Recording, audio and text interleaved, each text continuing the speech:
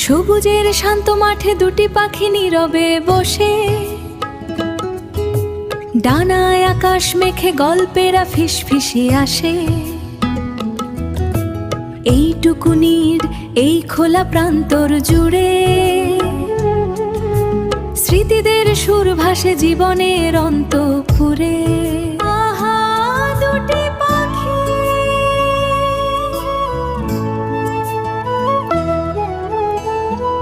এই দিগন্তের সবুজ বিছানায় মাটির সাথে আমার নীরব কথায়, ফসলের মাঠে কৃষকের নিরলস কর্ম, এই হাতেই ফোটে জীবনের পরম ধর্ম। ফসলের মাঠে কৃষকের নিরলস কর্ম,